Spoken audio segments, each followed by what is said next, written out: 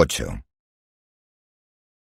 Las persianas del salón estaban subidas, y la luz de la ciudad crecía desde un horizonte negro hasta la mitad de los cristales de las ventanas.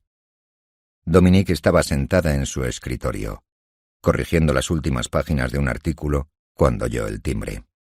Los amigos no la molestaban sin avisar, y se levantó con el lápiz sostenido en el aire, enfadada e intrigada. Oyó los pasos de la doncella en el vestíbulo, que después entró y dijo: «Un caballero desea verla, señorita», con una leve hostilidad en la voz que daba a entender que el caballero se había negado a identificarse. «¿Un hombre con el pelo naranja?», quiso preguntar Dominique, pero no lo hizo. Sacudió con rigidez la mano que sostenía el lápiz y dijo: «¡Que pase!». Entonces se abrió la puerta y vio dibujados por la luz del vestíbulo un largo cuello y unos hombros caídos, como la silueta de una botella. Una voz intensa y espesa dijo: «Buenas tardes, Dominique», y ella reconoció a Ellsworth Tughy, al que nunca había invitado a su casa. Ella sonrió y dijo: «Buenas tardes, Ellsworth. Hacía mucho tiempo que no te veía. Deberías haberte esperado mi visita, ¿no crees?», dijo, y se dirigió a la doncella. «Cointreau, por favor, si tiene, que estoy seguro que sí». La doncella miró a Dominique con los ojos muy abiertos. Dominique asintió con la cabeza en silencio, y la doncella salió y cerró la puerta. «¿Ocupada? Sí, claro», dijo Tughy echándole un vistazo al desorden del escritorio. «Me parece muy bien, Dominique. Eso da frutos también. Has escrito mucho últimamente». Ella soltó el lápiz y pasó el brazo por encima del respaldo del sillón y, medio girada hacia él, observándolo con placidez, le preguntó: «¿Qué quieres, Ellsworth?». Él no se sentó, se quedó de pie inspeccionando el lugar con la sosegada curiosidad de un experto. «No está mal, Dominique. Es lo que esperaba que tuvieses. Un poco frío, ¿sabes? Yo no tendría ese sillón color azul hielo ahí. Es demasiado obvio. Encaja demasiado bien. Es justo lo que la gente esperaría ver ahí. Yo pondría uno de color zanahoria, uno rojo, feo, chillón, atroz, como el pelo del señor Howard Rourke. Lo digo en passant, solo una oportuna figura retórica, nada personal. Solo un toque del color equivocado habría dado armonía a la habitación. El tipo de cosas que dan elegancia a una casa. La distribución de las flores está muy bien, los cuadros también, no están mal». «Muy bien, Ellsworth, muy bien. ¿Qué pasa?». «¿No sabes que nunca había estado aquí? Por lo que sea, nunca me invitaste, no sé por qué». Se sentó y se puso cómodo apoyando un tobillo sobre la rodilla, con su delgada pierna estirada en horizontal sobre la otra. Bajo el pantalón se veía entero un ajustado calcetín de color gris plomizo y una franja de piel blanca azulada, con unos pocos pelos negros, y continuó: «Pero has sido tan insociable. En tiempo pasado, querida, en tiempo pasado. Decías que hacía mucho tiempo que no nos veíamos. Es cierto. Has estado muy ocupada, anormalmente ocupada. Visitas, cenas, bares y meriendas en tu casa, ¿verdad? ¿Verdad? Las meriendas en tu casa me parecieron el colmo. Este es un gran salón para dar fiestas, grande, con mucho espacio para meter gente. En particular si no eres muy exigente con lo que metes, y tú no lo eres. Ahora no. ¿Qué les sirves? ¿Paté de anchoa y huevo picado en forma de corazón? Caviar y cebolla picada en forma de estrella. ¿Y a las señoras mayores? Queso crema y nueces picadas en forma de espiral. Me gustaría verte ocupándote de ese tipo de cosas. Es maravilloso lo considerada que te has vuelto con las señoras mayores, en especial con las millonarias con yernos en la industria inmobiliaria. Aunque no creo que sea tan malo como ir a ver Déjame pasmada con Commodore Higby, que lleva dientes postizos y tiene una estupenda parcela vacía en la esquina de Broadway y Chambers». Entró la doncella con la bandeja. Tughy cogió un vaso y lo sostuvo con delicadeza, aspirando su aroma mientras la doncella salía. «¿Podrías decirme a qué vienen del Departamento de Servicios Secretos? No preguntaré quiénes y los detallados informes sobre mis actividades», dijo Dominique con indiferencia. Puedes preguntar quiénes, todos y cada uno. ¿No te figuras que la gente habla sobre la señorita Dominique Francon en su nuevo papel de famosa anfitriona tan de repente? Dominique Francon como una especie de segunda Kiki Holcomb, pero mucho mejor, mucho más sutil, mucho más hábil y, ya te imaginas, mucho más bella. Ya era hora de que usaras algo de ese superlativo aspecto tuyo por el que cualquier mujer te degollaría. Sigue desperdiciado, claro, si uno piensa que la forma sigue a la función, pero al menos algunas personas le están sacando algún partido. Tu padre, por ejemplo. Estoy seguro de que está encantado con esta nueva vida tuya. La pequeña Dominique, amable con la gente. La pequeña Dominique se vuelve normal, al fin. Se equivoca, por supuesto, pero es bonito hacerle feliz. A otros también. A mí, por ejemplo. Aunque tú nunca harías nada solo por hacerme feliz. Pero, después de todo, ese es mi afortunado don. Puedo extraer una felicidad que no iba dirigida a mí de manera totalmente altruista. No estás respondiendo a mi pregunta. Claro que sí. Me has preguntado a qué se debe el interés en tus actividades y yo te he respondido. Porque me hace feliz. Además, mira, a uno le podría asombrar, si tuviera poca visión, que estuviese recopilando información sobre las actividades de mis enemigos. Pero no informarse de las acciones de mi propio bando. Y desde luego no te creerás que soy un general tan incompetente, al margen de lo que pienses de mí. Nunca me has considerado un incompetente. ¿Tu bando, Ellsworth? Mira, Dominique, ese es el problema de tu estilo escrito y verbal. Usas demasiados signos de interrogación. Mal, en cualquier caso. En especial cuando es innecesario. Vamos a dejar la táctica del cuestionario y vamos a hablar sin más, puesto que los dos entendemos y entre nosotros no hace falta las preguntas. Si así fuese, me habrías echado. En cambio, me has invitado a un licor muy caro. Sostuvo la montura de las gafas bajo la nariz y aspiró su aroma con una vaga especie de alivio sensual, algo que en una cena habría sido el equivalente a chuparse ruidosamente los dedos. Una vulgaridad allí, de soberbia elegancia ahí, ante el borde del vaso de cristal tallado que presionaba sobre su pulcro bigotito. «De acuerdo, habla», dijo ella. «Eso es lo que he hecho, lo cual es muy considerado por mi parte, puesto que tú no estás dispuesta a hablar, al menos por el momento. Bien, hablemos, de manera puramente contemplativa, sobre lo interesante que es ver cómo la gente te acoge en su seno con tanto interés, cómo te acepta, cómo van todos en masa a rodearte. ¿A qué crees que se debe? Ellos mismos han repartido muchos desaires. Pero basta que alguien que les ha desairado toda la vida se venga abajo y se vuelva gregaria para que vengan todos y se pongan panza arriba, con las pezuñas encogidas para que les rasques la barriga. ¿Por qué? Puede haber dos explicaciones, creo. La bonita es que son generosos y quieren honrarte con su amistad.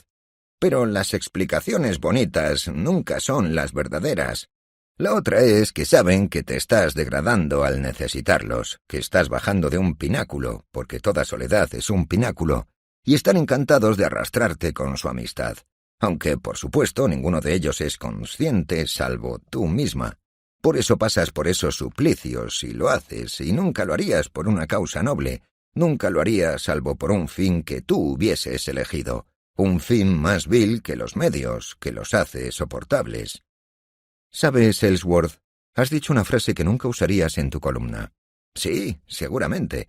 Puedo decirte muchas cosas que nunca usaría en mi columna. ¿Qué frase? Toda soledad es un pináculo. Esa, sí, es cierto, no lo haría. Eres libre de hacerlo tú, aunque no es muy buena, es bastante burda. Te daré más algún día, si quieres. Siento en todo caso que solo te hayas quedado con eso de mi pequeño discurso. ¿Con qué querías que me quedara? Bueno, con mis dos explicaciones, por ejemplo. Ahí hay una pregunta interesante. ¿Qué es más amable? ¿Pensar lo mejor de las personas y cargarlas con una nobleza con la que no podrían resistir? ¿O verlas tal y como son y aceptarlas, porque eso les hace sentir más cómodas? La amabilidad sería más importante que la justicia, claro. Me traes sin cuidado, Ellsworth.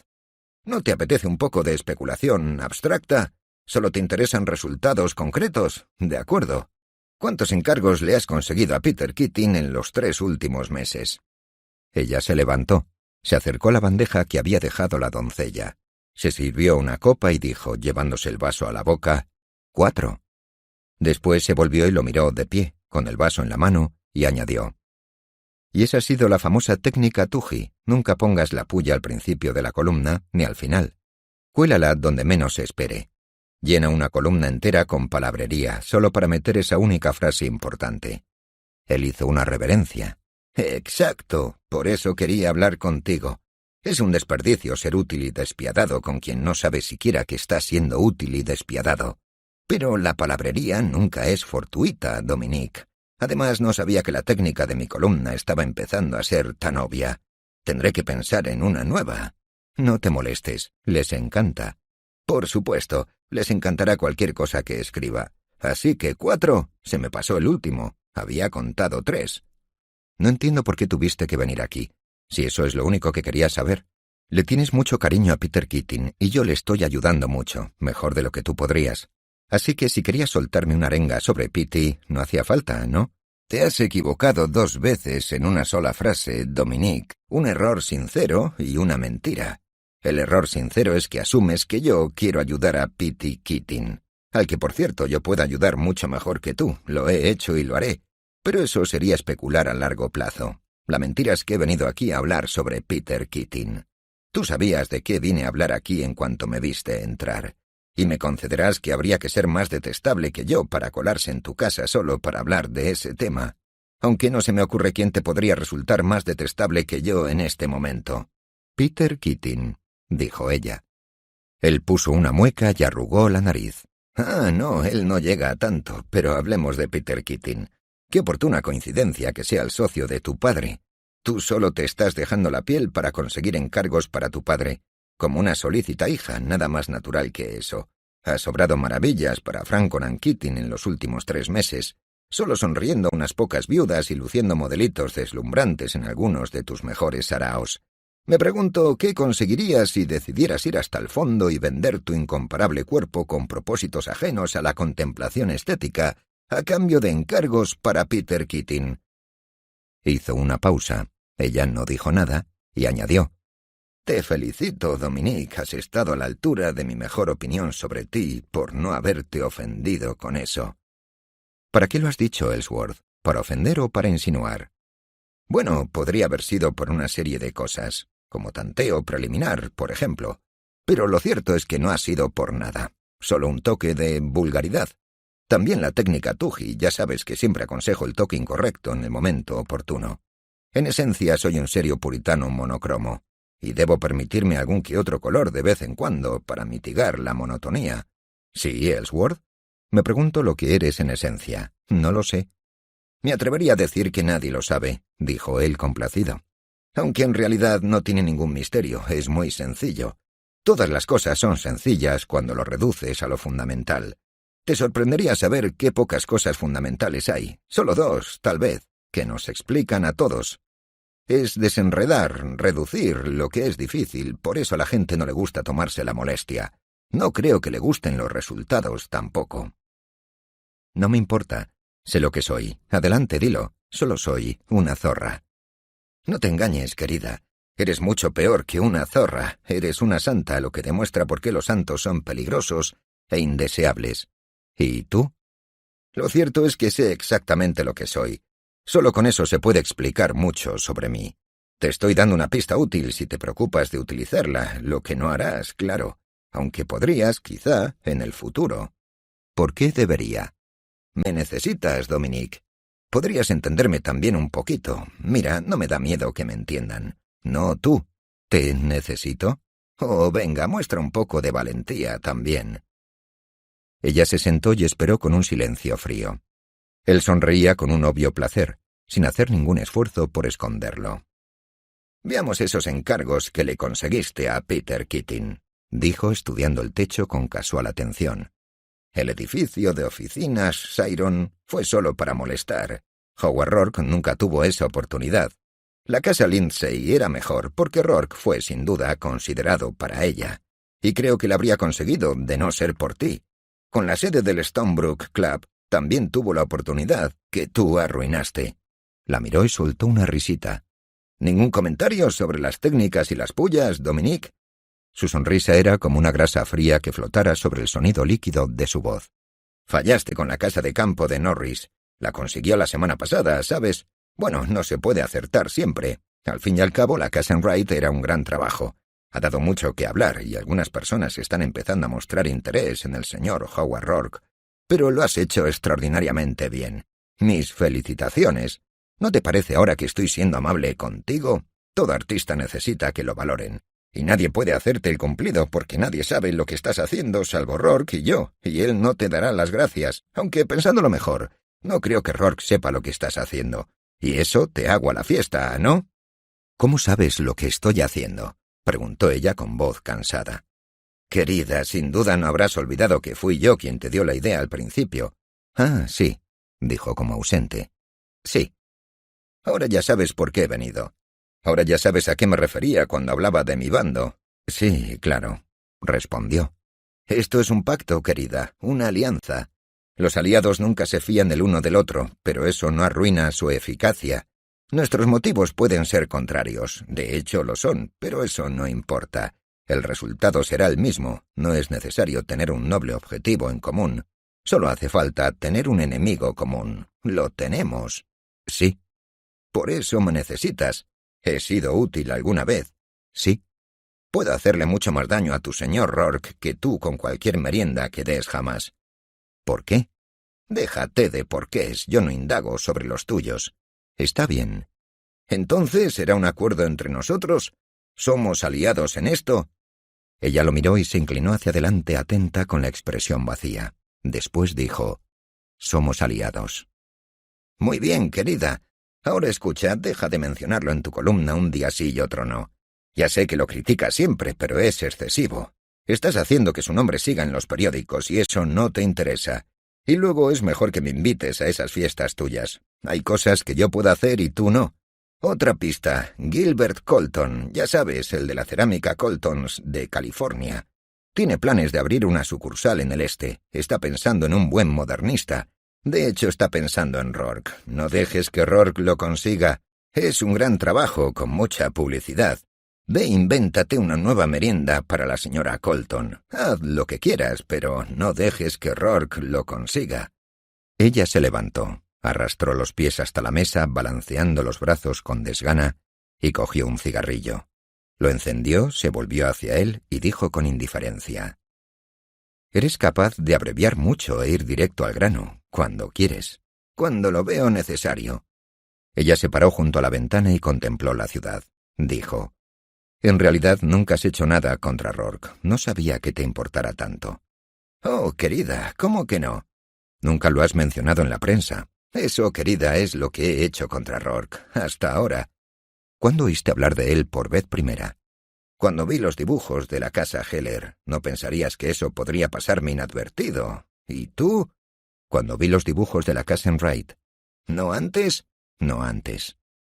Ella fumaba en silencio y después dijo, sin volverse hacia él: «Ellsworth, si uno de los dos intentara contar lo que hemos dicho aquí esta noche, el otro lo negaría y no se podría demostrar, así que no importa si somos sinceros el uno con el otro, ¿verdad? No hay mucho riesgo. ¿Por qué lo odias?» «Nunca he dicho que lo odiara». Ella se encogió de hombros. «En cuanto a lo demás», añadió él, «creo que puedes responderte tú sola». Ella sintió lentamente mirando el reflejo de la punta encendida de su cigarrillo en el cristal de la ventana. Él se levantó, se acercó a ella y contempló las luces de la ciudad, los ángulos rectos de los edificios y los oscuros muros que se volvían traslúcidos por el resplandor de las ventanas, como si los muros no fuesen más que un velo cuadriculado de fina grasa negra sobre una sólida masa de resplandor. Y Ellsworth Tuggy dijo con voz suave: «Míralo.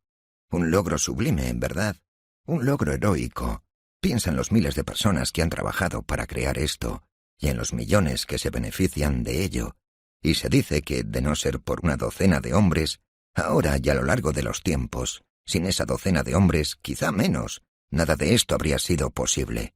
Y quizás sea verdad. En ese caso, de nuevo, se pueden adoptar dos puntos de vista. Podemos decir que esas 12 personas fueron grandes benefactores, que todos nos hemos alimentado del desbordamiento de la magnífica riqueza de su espíritu, y que estamos encantados de aceptarlo con gratitud y fraternidad. O podemos decir que por medio del esplendor de su logro, que no podemos ni igualar ni mantener, Estas 12 personas nos han demostrado lo que somos, que no queremos los obsequios de su grandeza, que una cueva junto a una ciénaga supurante y una hoguera que se ha encendido frotando ramas son preferibles a los rascacielos y las luces de neón. Si la cueva y los palos son el límite de tus propias capacidades creativas. De esos 2 puntos de vista, Dominique, ¿cuál dirías que es en realidad el más humanitario? Porque ya sabes, yo soy humanitarista. Al cabo de un tiempo a Dominique le resultó más difícil relacionarse con la gente. Aprendió a aceptar la tortura autoinfligida como una prueba de resistencia, movida por la curiosidad de descubrir cuánto podía resistir. Se conducía por las recepciones oficiales, las fiestas del cine, las cenas y los bailes con elegancia y sonriente, con una sonrisa que hacía su rostro más claro y frío, como el sol en un día de invierno. Escuchaba sin prestar atención las vacuas palabras que se decían como si el hablante se pudiera sentir insultado por cualquier muestra de interés entusiasta en sus oyentes, como si el aburrimiento fuese el único vínculo posible entre las personas, el único preservativo para su precaria dignidad. Ella sentía todo y aceptaba todo.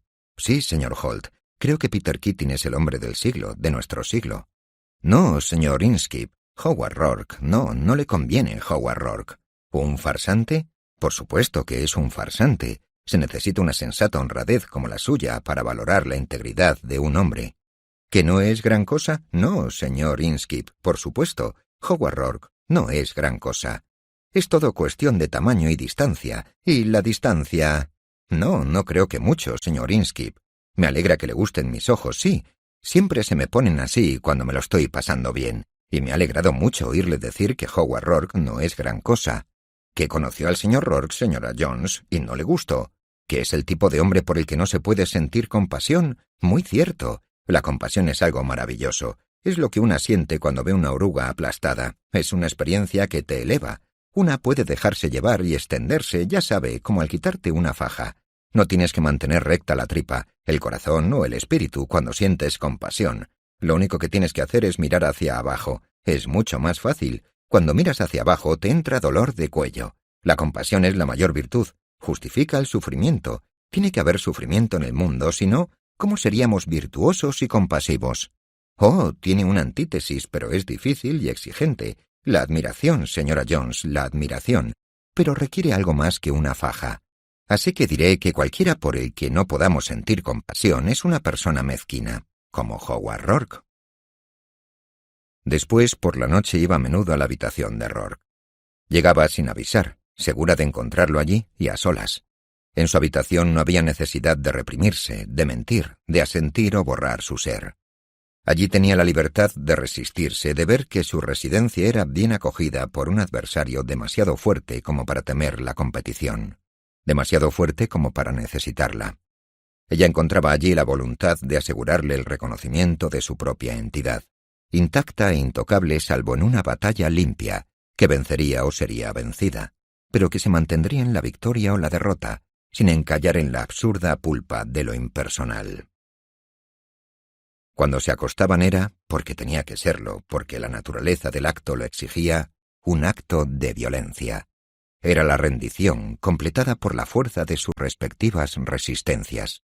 Era un acto de tensión, ya que las grandes cosas de la tierra son tensas. Era tenso como la electricidad, y la fuerza se alimentaba de la resistencia y se disparaba por los prietos cables de metal. Era tensa como el agua que se convierte en energía por la violencia restrictiva de la presa.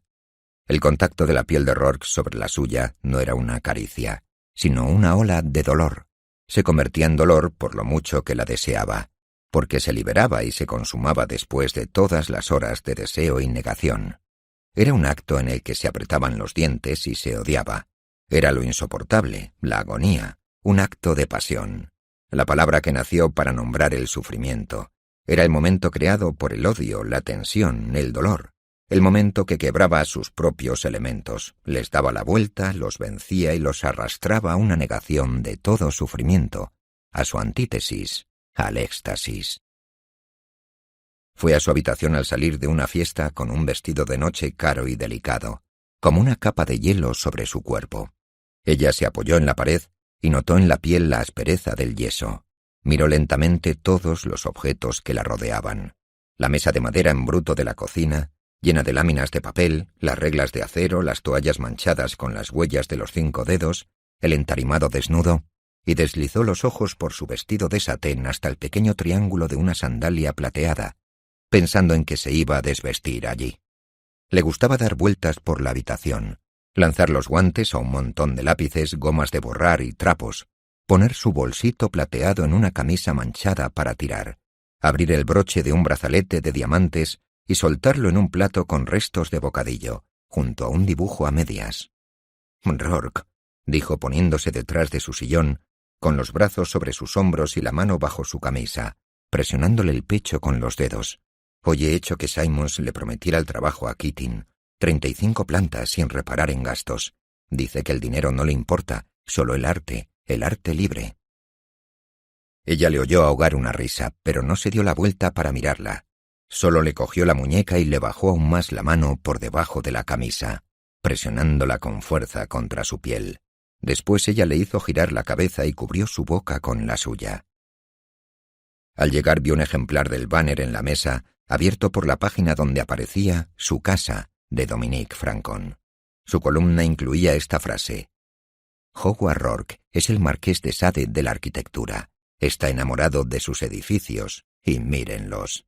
Sabía que a él no le gustaba el banner, que lo había puesto ahí solo por ella, que él la observaba darse cuenta, con la media sonrisa que a ella le aterraba. Estaba enfadada, quería que él leyera todo lo que escribía, pero habría preferido pensar que le dolía lo suficiente como para evitarlo. Más tarde, tendidos en la cama, cuando él tenía la boca en su pecho, ella miró por encima de la maraña naranja de su pelo a la página del periódico sobre la mesa, y él sintió que ella temblaba de placer. Dominique se sentó en el suelo a los pies de él, con la cabeza apoyada en sus rodillas, y le cogió la mano, cerró las suyas sobre cada uno de sus dedos y los apretó. Luego se deslizó a lo largo de ellos, sintiendo las duras y pequeñas paradas de las articulaciones, y le preguntó con dulzura: «Rourke, ¿querías la fábrica Colton? ¿La querías desesperadamente?»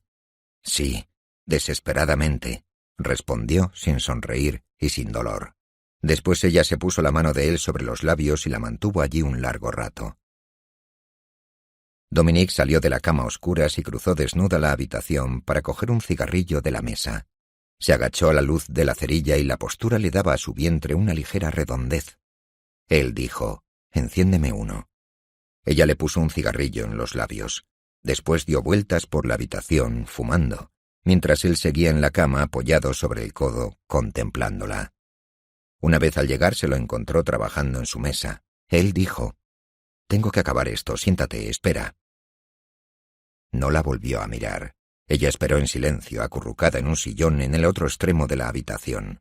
Observaba las líneas rectas de sus cejas, unidas por la concentración, la forma de su boca, la vena que le latía bajo la piel tirante de su cuello, la afilada y quirúrgica seguridad de su mano. No parecía un artista. Parecía el obrero de la cantera, un demoledor de muros, un monje. Después ella no quería que se parara o que la mirara, porque quería contemplar la pureza ascética de su persona, la ausencia de toda sensualidad, contemplar eso y pensar en lo que ella recordaba.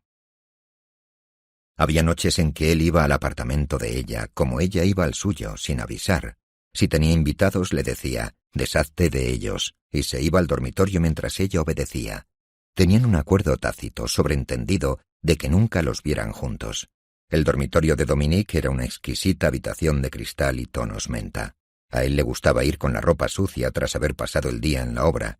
Le gustaba tirarse sobre la colcha de la cama boca arriba, y después sentarse a charlar tranquilamente 1 hora o 2, sin mirar la cama, sin mencionar sus artículos o los edificios o el último encargo que había conseguido para Peter Keating. Y la sencillez de estar cómodo allí, de aquella manera, que hacía las horas más sensuales que los momentos que postergaban. Había noches en que se sentaban juntos en el salón, junto a la gran ventana con vistas a la ciudad. A ella le gustaba observarlo en esa ventana. Él se quedaba de pie, medio vuelto hacia ella, fumando y contemplando la ciudad desde arriba. Ella se alejaba de él y se sentaba en el suelo en mitad del salón y lo contemplaba. Una vez, cuando él salió de la cama y ella encendió la luz y lo vio allí, de pie, desnudo, se quedó mirándolo y dijo, con la voz serena y desesperada por la simple desesperación de la completa sinceridad: «Rourke, todo lo que he hecho en mi vida es por la clase de mundo que te hizo trabajar en una cantera el verano pasado. Lo sé». Él se sentó a los pies de la cama y ella se recolocó. Apoyó la cara en su muslo flexionado y los pies en la almohada, con un brazo colgando, y con la palma recorrió lentamente la longitud de la pierna de él, desde el tobillo hasta la rodilla, una y otra vez. Le dijo: «Pero, por supuesto, si de mí hubiese dependido, la primavera pasada, cuando estabas arruinado y sin trabajo, te habría enviado a hacer ese mismo trabajo a esa cantera concreta. Lo sé también, pero a lo mejor no. A lo mejor me habrías puesto de mayordomo de baño en la asociación de arquitectos. Sí, es posible. Ponme la mano en la espalda, Rourke. Manténla ahí, justo ahí». Ella seguía tumbada con la cara hundida en las rodillas de él y un brazo colgado en un lateral de la cama sin moverse, como si nada en ella estuviese vivo salvo sus omóplatos, bajo la mano de él. En los salones que visitaba, los restaurantes y las oficinas de la Asociación de Arquitectos, la gente hablaba de la aversión de Dominique Francon, del Banner, hacia Howard Rourke.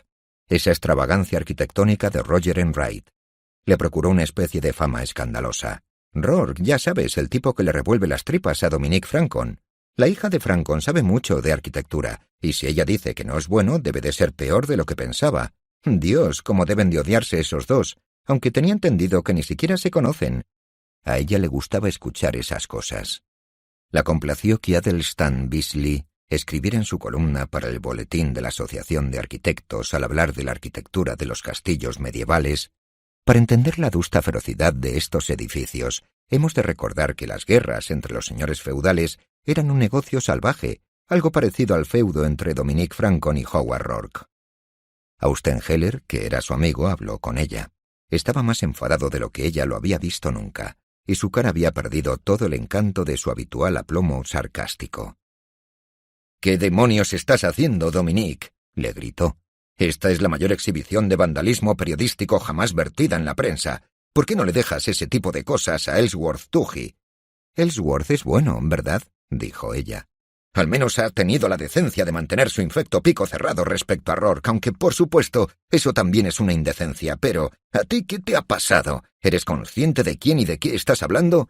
No pasaba nada cuando te divertías alabando algún horrendo aborto del abuelo Holcomb, o poniendo a parir a tu propio padre y a ese chico de calendario para carniceros que ha cogido como socio. No importa una cosa u otra, pero utilizar esos mismos métodos intelectuales para valorar el trabajo de alguien como Rourke. ¿Sabes? De verdad pensaba que tenías integridad y criterio, si alguna vez te dieran la oportunidad de ejercerlos. De hecho, pensaba que te comportabas como una golfa solo para recalcar la mediocridad de esos mentecatos cuyos trabajos tenías que reseñar. No pensaba que simplemente fueses una zorra irresponsable».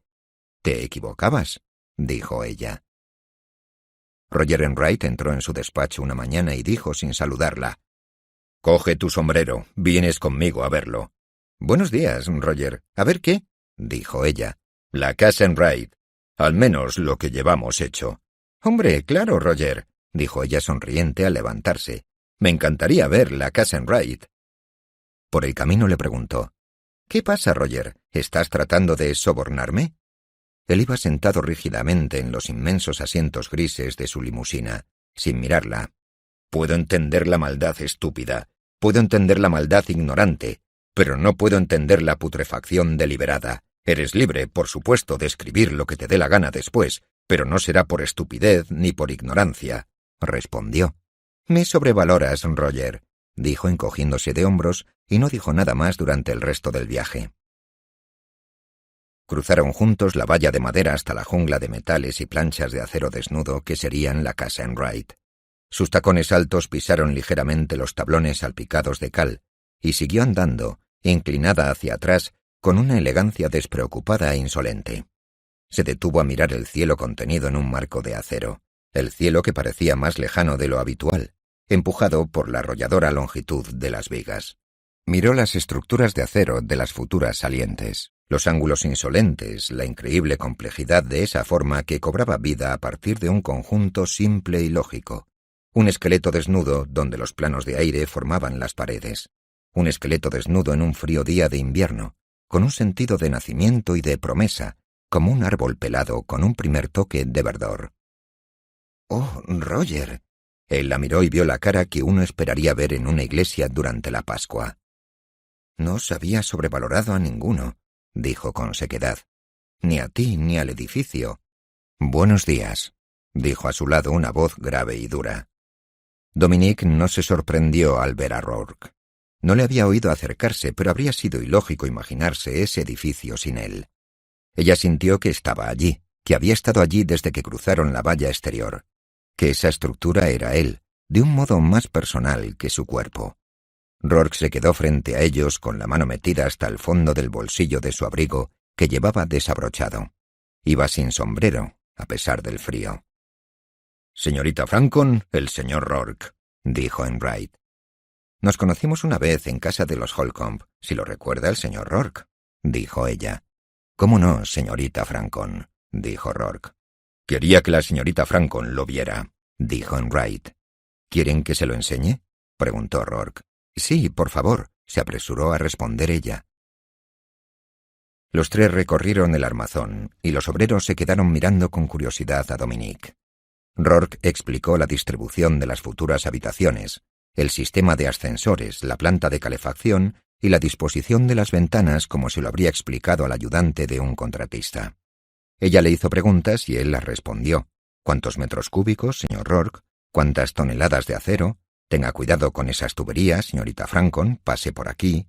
Enright caminaba a su lado mirando al suelo sin fijarse en nada. Entonces preguntó: «¿Cómo va, Howard?»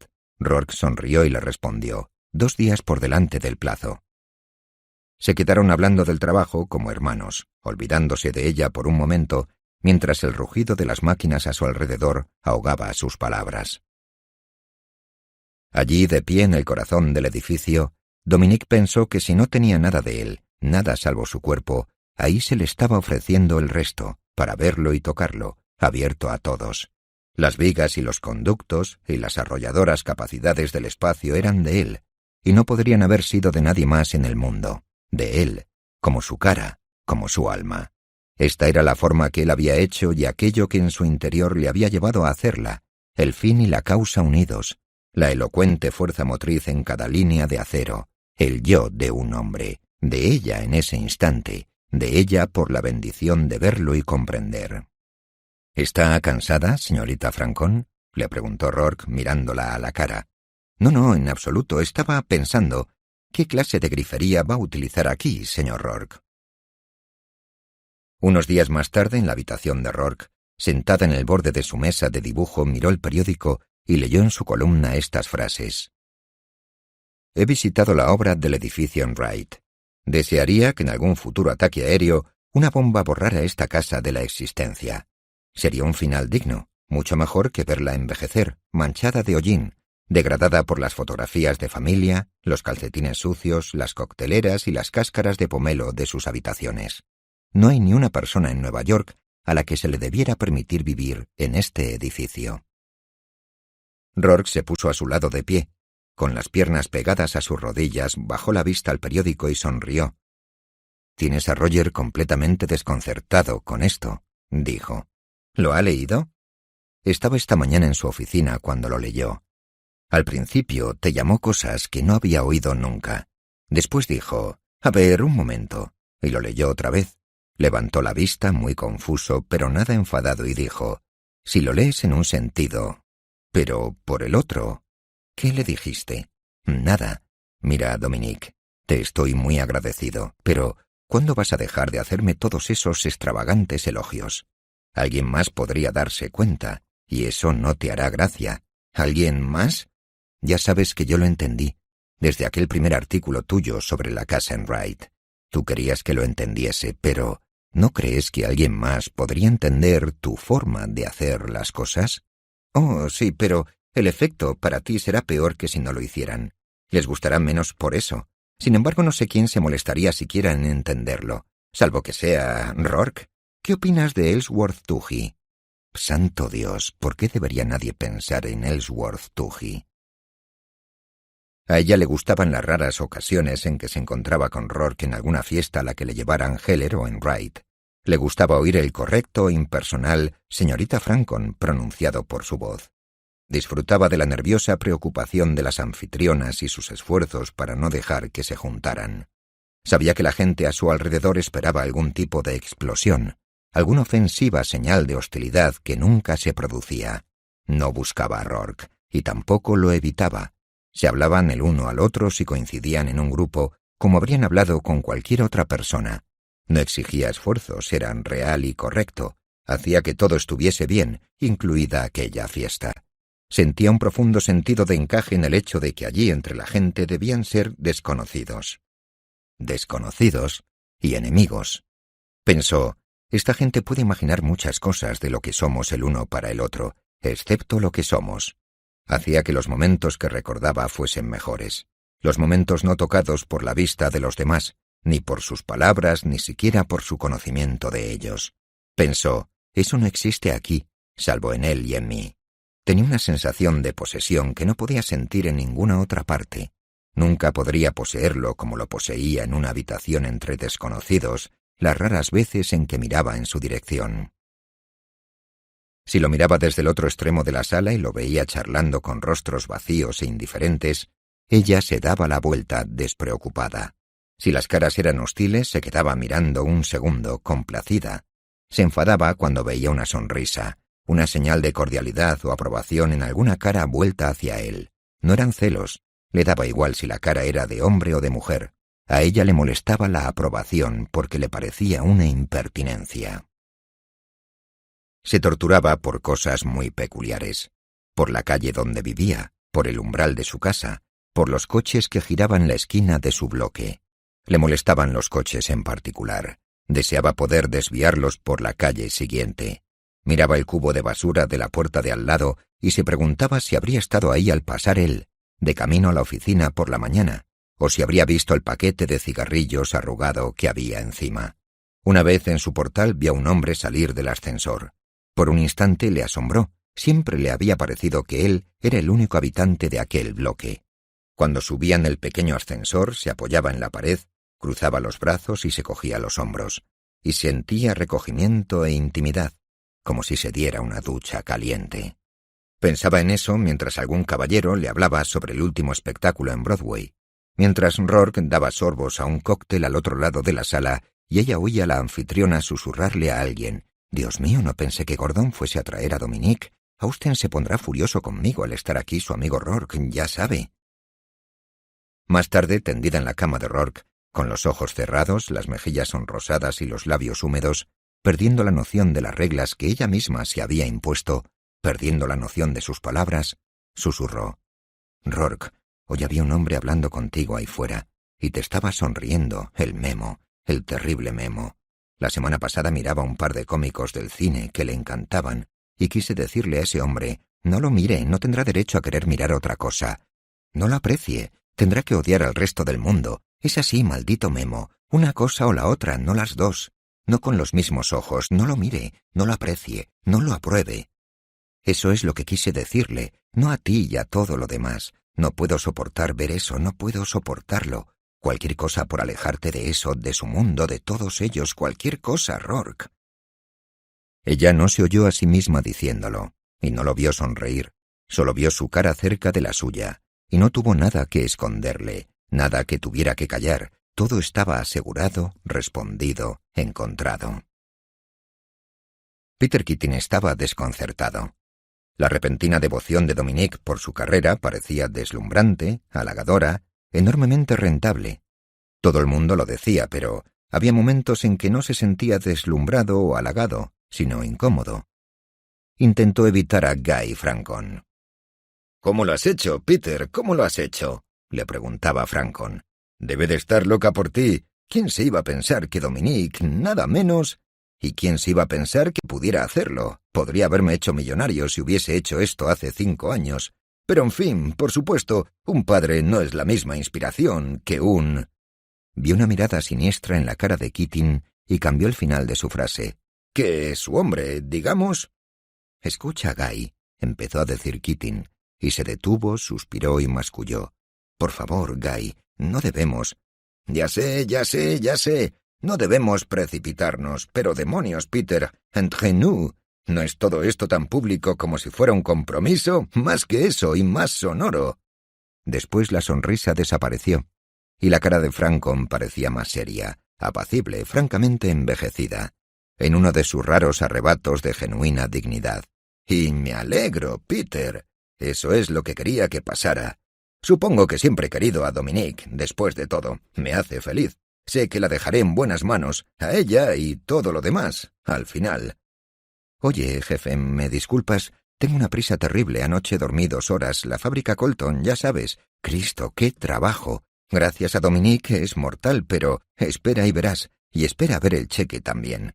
¿No es maravillosa? ¿Me contarás por qué está haciendo esto? Nunca se lo he preguntado y no le veo ni pies ni cabeza a lo que dice. Me suelta los galimatías más disparatados. Ya sabes cómo habla. Bueno, no deberíamos preocuparnos. Mientras lo haga... No podía decirle a Francon que no tenía una respuesta. No podía admitir que llevaba meses sin ver a Dominique a solas, que ella se negaba a verlo. Recordó su última conversación privada con ella en el taxi de vuelta de la reunión en casa de Tuji. Recordó su calma indiferente al insultarlo, el absoluto desprecio de los insultos proferidos sin rabia. Podía haber esperado cualquier cosa después de aquello, salvo verla convertida en su defensora, su agente de prensa, su chula casi. Ese es el problema, pensó, que me salen palabras como esa cuando pienso en ello. La había visto a menudo desde que ella empezó su campaña voluntaria. Ella lo había invitado a sus fiestas y le había presentado a futuros clientes. Nunca le permitió tener un momento a solas con ella. Había intentado darle las gracias y preguntarle, pero no podía forzar una conversación que ella no quería continuar, con la presión de una pandilla de curiosos a su alrededor. Así que procedía con una débil sonrisa mientras ella posaba con naturalidad la mano en su chaqueta y juntaba la cadera a la suya cuando se ponía a su lado, con su pose posesiva e íntima, que hacía flagrantemente íntima al actuar como si no se diera cuenta, mientras le contaba a un círculo de admiradores lo que pensaba del edificio Cosmo Slotnick. Sus amigos le habían hecho comentarios de envidia. Él era, pensó con amargura, el único hombre en Nueva York que no pensaba que Dominique Francon estaba enamorada de él. Sin embargo, conocía la peligrosa inestabilidad de sus caprichos, y eso era demasiado valioso para estar al albur de un capricho. Se mantuvo alejado de ella y le mandaba flores. Siguió la corriente y trató de no pensar en ello, aunque aquel filo persistía, el leve filo de incomodidad. Un día se la encontró por casualidad en un restaurante. Vio que estaba comiendo sola y aprovechó la oportunidad. Fue directo a su mesa, decidido a comportarse como un viejo amigo que no recordaba nada, salvo su increíble benevolencia. Después de muchos comentarios alegres sobre su suerte, preguntó: «Dominique, ¿por qué te has negado a verme? ¿Para qué debería haber querido verte? Pero por Dios todopoderoso», le salió sin querer, con una voz demasiado aguda, fruto de la rabia tanto tiempo reprimida, y se apresuró a corregirlo sonriendo. «Bueno, ¿no crees que me debes la oportunidad de darte las gracias? Ya me has dado las gracias muchas veces». «Sí, pero ¿no crees en serio que debíamos vernos a solas? ¿No se te ocurrió que yo podría estar un poco confuso?» «No había pensado en eso. Sí, supongo que podrías estarlo». «¿Y entonces? ¿Entonces qué? ¿De qué va todo esto?» «De $50,000 hasta ahora, creo». «Estás siendo muy desagradable. ¿Quieres que pare?» No, o sea, no. No los encargos. Vale, no pararé eso. ¿Ves? ¿De qué hacía falta que habláramos? Hago esto por ti y tú estás contento de que lo haga, así que mantenemos un perfecto acuerdo». «¿Qué cosas más raras dices? Un perfecto acuerdo. Es una especie de redundancia que a la vez se queda corta, ¿o no? ¿De qué otro modo podríamos estar en estas circunstancias? ¿No esperarías que yo pusiera objeciones a lo que estás haciendo, no? No. Pero acuerdo no es la palabra que define cómo me siento. Te estoy tan tremendamente agradecido que solo estoy aturdido porque me quedé de piedra. No dejes que me ponga tonto ahora, sé que eso no te gusta, pero te estoy tan agradecido que no sé qué hacer conmigo». «Muy bien, Peter. Ahora ya sí que me has dado las gracias. Mira, nunca me halagó creer que tú pensabas mucho en mi trabajo, o que te importara, o que fueses siquiera consciente.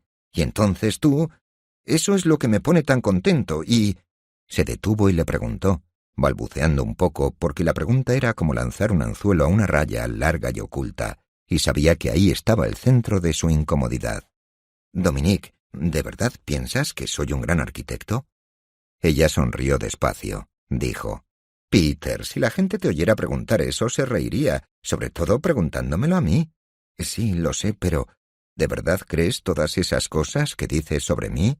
Funcionan». «Sí, pero ¿por eso me has elegido a mí? ¿Porque piensas que soy bueno? Vendes como churros, ¿no es eso una prueba?» «Sí, no, quiero decir, de una manera distinta, quiero decir, Dominique, me gustaría oírtelo decir una vez, solo una vez, que yo...» «Escucha, Peter, tendré que irme corriendo en un momento, pero antes debo decirte lo que probablemente te dirá la señora Lonsdale mañana o pasado mañana.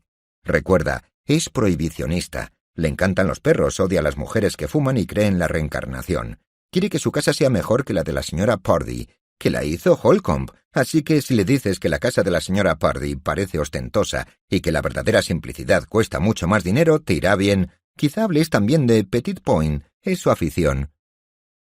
Él se marchó, pensando contento en la casa de la señora Lonsdale, y se olvidó de la pregunta. Más tarde se acordó con resentimiento, se encogió de hombros y se dijo que la mejor parte de la ayuda de Dominique era su deseo de no verlo. Como compensación encontró el placer de asistir a las reuniones de Toohey con el Consejo de Constructores de Estados Unidos. No sabía por qué debía pensar en ello en términos de compensación, pero lo hacía y lo reconfortaba. Escuchó con atención a Gordon L. Prescott cuando pronunciaba un discurso sobre el significado de la arquitectura. «Y por lo tanto, el significado intrínseco de nuestro gremio reside en el hecho filosófico de que traficamos con la nada. Creamos el vacío a través del cual determinados cuerpos físicos se moverán, a los que por comodidad denominamos humanos. Por vacío me refiero a lo que normalmente se conoce como habitaciones. Por lo tanto, es solo el burdo Lego el que cree que levantamos muros de piedra. No hacemos nada de eso, nosotros levantamos el vacío, como he demostrado. Esto nos conduce a un corolario de importancia astronómica, a la aceptación incondicional de la premisa de que la ausencia es superior a la presencia, es decir, a la aceptación de la no aceptación. Lo expondré en unos términos más sencillos, en aras de la claridad. Nada es superior a algo. Por lo tanto, es obvio que el arquitecto hace algo más que poner ladrillos, ya que la realidad de los ladrillos es una ilusión secundaria de todas formas. El arquitecto es un sacerdote metafísico que se ocupa de lo esencial, que tiene el valor de afrontar la concepción primordial de la realidad como una no realidad, puesto que no hay nada y él crea la nada.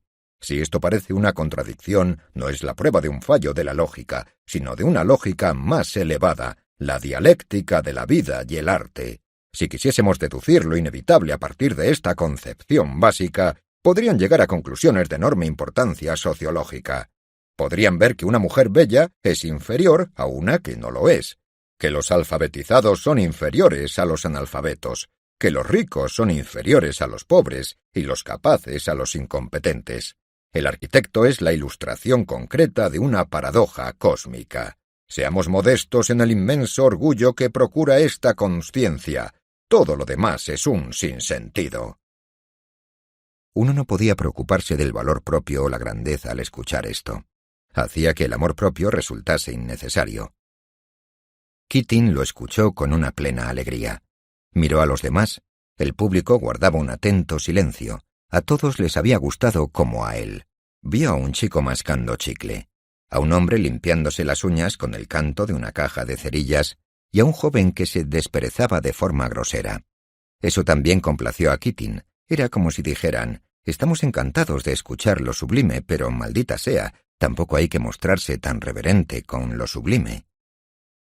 El Consejo de Constructores de Estados Unidos se reunía una vez al mes y no realizaba ninguna actividad tangible, más allá de escuchar discursos y beber una marca barata de zarzaparrilla. Sus miembros no crecieron ni en cantidad ni en calidad. No se logró ningún resultado concreto. Las reuniones del Consejo se celebraban en una inmensa sala vacía que estaba encima de un garaje en el West Side. Una escalera larga, estrecha y sin ventilación conducía a una puerta donde figuraba el nombre del Consejo. Dentro había sillas plegables, una mesa para el presidente y una papelera. La Asociación de Arquitectos consideraba al Consejo de Constructores una broma estúpida. —¿Para qué quieres perder el tiempo con esos raritos? —le preguntaba Francon a Keating, arrugando la nariz con irritante jocosidad. Estaban en una de las salas revestidas de seda alumbradas por una luz rosada de la Asociación de Arquitectos.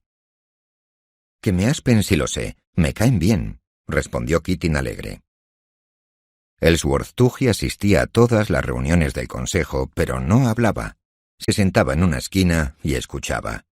Una noche Keating y Tuggy se fueron paseando juntos, después de la reunión, por las oscuras y desaliñadas calles del West Side, y se pararon a tomar una taza de té en un destartalado 24 horas. —¿Y por qué no hay? Tuggy se rió cuando Keating le recordó los restaurantes distinguidos que se habían hecho famosos bajo el auspicio de Tuggy. —Al menos ahí nadie nos reconocerá ni nos molestará.